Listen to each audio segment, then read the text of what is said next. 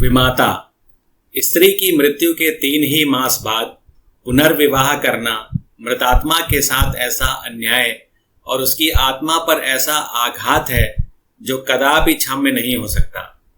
मैं ये कहूँगा कि उस स्वर्गवासिनी की मुझसे अंतिम प्रेरणा थी, और न मेरा शायद यह कथन ही मान्य समझा जाए कि हमारे छोटे बालक के लिए माँ की उपस्थिति परम आवश्यक थी। परंतु इस विषय में मेरी आत्मा निर्बल है और मैं आशा करता हूँ कि स्वर्गलोक में मेरे इस कार्य की निर्दय आलोचना न की जाएगी। सारांश यह है कि मैंने विवाह किया, और यद्यपि एक नवविवाहिता वधू को मातृत्व उपदेश बेसुरा राग था, पर मैंने पहले ही दिन अम्बा से कह दिया कि मैंने तुमसे विवाह केवल इस अभिप्राय से किया है कि तुम मेरे भोले बालक की माँ बनो और उसके हृदय से उसकी माँ की मृत्यु का शोक भुला दो। 2 मास व्यतीत हो गए। मैं संध्या मुन्नू के साथ वायु सेवन को जाया करता था। लौटते समय कतिपय मित्रों से भेंट भी कर लिया करता था। उन संगतों में मुन्नू श्यामा की भांति झहकता। वास्तव में इस संगतों से मेरा अभिप्राय मनोविनोद नहीं, केवल मुन्नू के असाधारण बुद्धि चमत्कार को प्रदर्शित करना था। मेरे मित्रगण जब मुन्नू को प्यार करते और उसकी विलक्षण बुद्धि की सराहना करते तो मेरा हृदय बासों उछलने लगता था। एक दिन मैं मुन्नू के साथ ज्वाला सिंह के घर बैठा हुआ था। यह मेरे परम मित्र थे। मुझमें और उनमें कुछ भेदभाव न था। इसका अर्थ यह नहीं है कि हम अपनी क्षुद्रताएं, अपने पारिवारिक कलह आदि और अपनी आर्थिक कठिनाइयां बयान किया करते थे। नहीं, हम इन मुलाकातों में भी अपनी प्रतिष्ठा की रक्षा करते और अपनी दुर्व्यवस्था का जिक्र कभी हमारी जुबान पर न आता था। अपनी कालिमाओं को छिपाते थे। एकता में भेद था और घनिष्ठता में भी अंतर। अचानक बाबू ज्वाला सिंह ने मुन्नू से पूछा, क्यों, तुम्हारी अम्मा तुम्हें खूब प्यार करती है ना? मैंने मुस्कुराते हुए मुन्नू की ओर देखा। उसके उत्तर के विषय में मुझे कोई संदेह न था। मैं भली भांति जानता था कि अम्मा उसे बहुत प्यार करती हैं। परंतु मेरे आश्चर्य का ठिकाना न रहा जब मुन्नू ने इस प्रश्न का उत्तर मुख से न देकर नेत्रों से दिया। उसके नेत्रों से आंसू की बूंदें टपकने लगी। मैं लज्जा से गड़ गया। इस अश्रुजल ने अम्बा के उस सुंदर चित्र को नष्ट भ्रष्ट कर दिया जो गत 2 मास से मैंने हृदय में अंकित कर रखा था। ज्वाला सिंह ने कुछ संशय की दृष्टि से देखा और पुनः मुन्नू से पूछा, क्यों रोते हो बेटा? मुन्नू बोला, रोता नहीं हूं, आंखों में धुआं लग गया था। ज्वाला सिंह का विमाता की ममता पर संदेह करना स्वाभाविक बात थी, परंतु वास्तव में मुझे भी संदेह हो गया। अम्बा सहृदयता और स्नेह की वह देवी नहीं है जिसकी सराहना करते मेरी जिह्वा न थकती थी। वहां से उठा तो मेरा हृदय भरा हुआ था और लज्जा से माथा न उठता था। मैं घर की ओर चला तो मन में विचार करने लगा कि किस प्रकार अपने क्रोध को प्रकट करूं। क्यों न मुंह ढाक कर सो रहूं। अम्बा जब पूछे तो कठोरता से कह दूं कि सिर में पीड़ा है, मुझे तंग मत करो। भोजन के लिए उठाए तो झिझक कर उत्तर दूं। अम्बा अवश्य समझ जाएगी कि कोई बात मेरी इच्छा के प्रतिकूल हुई है। मेरे पांव पकड़ने लगेगी। उस समय अपनी व्यंग्यपूर्ण बातों से उसका हृदय बेध डालूंगा। ऐसा रुलाऊंगा कि वह भी याद करे। पुनः विचार आया कि उसका हंसमुख चेहरा देखकर मैं अपने हृदय को वश में रख सकूंगा या नहीं। उनकी एक प्रेम पूर्ण दृष्टि, एक मीठी बात, एक रसीली चुटकी मेरी शिला तुल्य रुष्टता के टुकड़े टुकड़े कर सकती है। परंतु हृदय की इस निर्बलता पर मेरा मन झुंझला उठा। यह मेरी क्या दशा है? क्यों इतनी जल्दी मेरे चित्त की काया पलट गई? मुझे पूर्ण विश्वास था कि मैं इन मृदुल वाक्यों की आंधी और ललित कटाक्षों के बहाव में भी अचल रह सकता हूँ, और कहाँ अब यह दशा हो गई कि मुझमें साधारण झोंके को भी सहन करने का सामर्थ्य नहीं।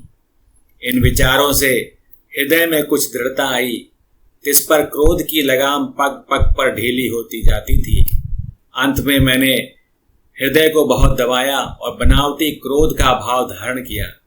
ठान लिया कि चलते ही चलते एकदम से बरस पड़ूंगा। ऐसा ना हो कि विलंब रूपी वायु इस क्रोधधारी मेघ को उड़ा ले जाए। परंतु ज्यों ही घर पहुंचा, अम्बा ने दौड़कर मुन्नू को गोदी में ले लिया और प्यार से सने हुए कोमल स्वर से बोली, आज इतनी देर तक कहाँ घूमते रहे?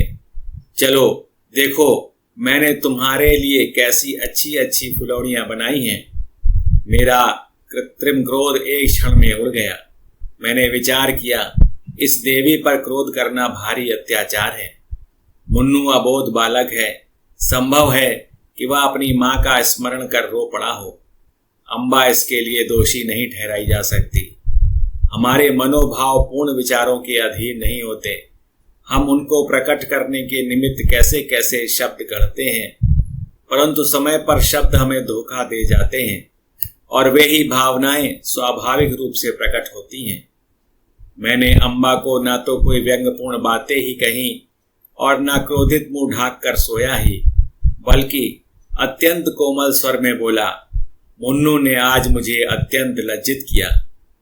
खजांची साहब ने पूछा, तुम्हारी नई अम्मा तुम्हें प्यार करती हैं या नहीं? तो ये रोने लगा। मैं लज्जा से गड़ गया। मुझे तो स्वप्न में भी यह विचार नहीं हो सकता कि तुमने इसे कुछ कहा होगा, परंतु अनाथ बच्चों का हृदय उस चित्र की भांति होता है जिस पर एक बहुत ही साधारण पर्दा पड़ा हुआ हो। पवन का साधारण झोंका भी उसे हटा देता है। ये बातें कितनी कोमल थीं, इस पर भी अम्बा का विकसित मुखमंडल कुछ मुरझा गया।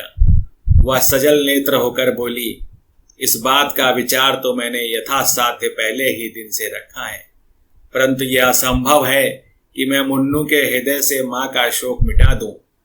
मैं चाहे अपना सर्वस्व अर्पण कर दूं, परंतु मेरे नाम पर जो सौतेलेपन की कालिमा लगी हुई है वह मिट नहीं सकती। मुझे भय था कि इस वार्तालाप का परिणाम कहीं विपरीत ना हो, परंतु दूसरे ही दिन मुझे अम्बा के व्यवहार में बहुत अंतर दिखाई देने लगा। मैं उसे प्रातः सायंकाल पर्यंत मुन्नू की ही सेवा में लगी हुई देखता, यहाँ तक कि उस धुन में उसे मेरी भी चिंता न रहती थी। परंतु मैं ऐसा त्यागी न था कि अपने आराम को मुन्नू पर अर्पण कर देता। कभी कभी मुझे अम्बा की यह अश्रद्धा न भाती, परंतु मैं कभी भूल कर भी इसकी चर्चा न करता। एक दिन मैं अनियमित रूप से दफ्तर से कुछ पहले ही आ गया। क्या देखता हूँ कि मुन्नू द्वार पर भीतर की ओर मुख किए खड़ा है। मुझे इस समय आंख मिचौली खेलने की सूझी। मैंने दबे पांव पीछे से जाकर उसके नेत्र मूंद लिए, पर शोक उसके दोनों गाल अष्टपूरित थे। मैंने तुरंत दोनों हाथ हटा लिए। ऐसा प्रतीत हुआ मानो सर्प ने डस लिया हो। हृदय पर एक चोट लगी। मुन्नू को गोद में लेकर बोला, मुन्नू क्यों रोते हो? यह कहते कहते मेरे नेत्र भी सजल हुए। मुन्नू आंसू पीकर बोला, जी रोता नहीं हूं। मैंने उसे हृदय से लगा लिया और कहा, अम्मा ने कुछ कहा तो नहीं? मुन्नू ने सिसकते हुए कहा, जी नहीं, मुझे वह बहुत प्यार करती हैं। मुझे विश्वास ना हुआ। पूछा, वह प्यार करती हैं तो तुम रोते क्यों हो? उस दिन खजांची के घर भी तुम रोए थे। तुम मुझसे छिपाते हो। कदाचित तुम्हारी अम्मा अवश्य तुमसे कुछ क्रुद्ध हुई है। मुन्नू ने मेरी ओर कातर दृष्टि से देखकर कहा, जी नहीं, वह मुझे प्यार करती है, इसी कारण मुझे बारंबार रोना आता है। मेरी अम्मा मुझे अत्यंत प्यार करती थी, वह मुझे छोड़कर चली गई। नई अम्मा उससे भी अधिक प्यार करती है, इसीलिए मुझे भय लगता है कि उनकी तरह यह भी मुझे छोड़कर न चली जाए। यह कहकर मुन्नू पुनः फूट फूट कर रोने लगा। मैं भी रो पड़ा। अम्बा के इस स्नेह में व्यवहार ने मुन्नू के कोमल हृदय पर कैसा आघात किया था। थोड़ी देर तक मैं स्तंभित रह गया। किसी कवि की यह वाणी स्मरण आ गई कि पवित्र आत्माएं इस संसार में चिरकाल तक नहीं ठहरती। कहीं भावी ही इस बालक की जिह्वा से तो यह शब्द नहीं कहला रही है, ईश्वर न करे कि वह अशुभ दिन देखना पड़े, परंतु मैंने तर्क द्वारा इस शंका को दिल से निकाल दिया। समझा कि माता की मृत्यु ने प्रेम और वियोग में एक मानसिक संबंध उत्पन्न कर दिया है और कोई बात नहीं। मुन्नू को गोद में लिए हुए अम्बा के पास गया और मुस्कुरा कर बोला, इनसे पूछो रो क्यों रहे हैं। अम्बा चौंक पड़ी, उसके मुख की कांति मलिन हो गई। बोली, तुम ही पूछो। मैंने कहा, यह इसलिए रोते हैं कि तुम इन्हें अत्यंत प्यार करती हो और इनको भय है कि तुम भी इनकी माता की भांति इन्हें छोड़कर न चली जाओ। जिस प्रकार गर्द साफ हो जाने से दर्पण चमक उठता है, उसी भांति अम्बा का मुख मंडल प्रकाशित हो गया।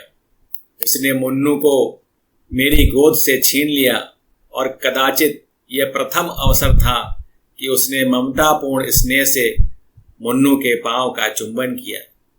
शोक, महाशोक। मैं क्या जानता था कि मुन्नू की अशुभ कल्पना इतनी शीघ्र पूर्ण हो जाएगी। कदाचित उसकी बाल दृष्टि ने होनहार को देख लिया था, कदाचित उसके बाल श्रवण मृत्यु दूतों के विकराल शब्दों से परिचित थे। 6 मास भी व्यतीत न होने पाए थे कि अम्बा बीमार पड़ी और इन्फ्लुएंजा ने देखते देखते उसे हमारे हाथों से छीन लिया। पुनः वह उपवन मरुतुल्य हो गया, पुनः वह बसा हुआ घर उजड़ गया। अम्बा ने अपने को मुन्नू पर अर्पण कर दिया था। हाँ, उसने पुत्र स्नेह का आदर्श रूप दिखा दिया। शीतकाल था और वह घड़ी रात्रि शेष रहते ही मुन्नू के लिए प्रातःकाल का भोजन बनाने उठती थी। उसके इस स्नेह बाहुल्य ने मुन्नू पर स्वाभाविक प्रभाव डाल दिया था। वह हठीला और नटखट हो गया था। जब तक अम्बा भोजन कराने न बैठे मुंह में कौर न डालता, जब तक अम्बा पंखा न झले वह चारपाई पर पांव न रखता। उसे छेड़ता, चिढ़ाता और हैरान कर डालता, परंतु अम्बा को इन बातों से आत्मिक सुख प्राप्त होता था। इन्फ्लुएंजा से कराह रही थी, करवट लेने तक की शक्ति न थी, शरीर तबाह हो रहा था, परंतु मुन्नू के प्रातःकाल के भोजन की चिंता में लगी रहती थी। हाय, वह निस्वार्थ मात्र स्नेह अब स्वप्न हो गया। उस स्वप्न के स्मरण से अब भी हृदय गदगद हो जाता है। अम्बा के साथ मुन्नू का चुलबुलापन और बाल क्रीड़ा विदा हो गई। अब वह शोक और नैराश्य की जीवन मूर्ति है।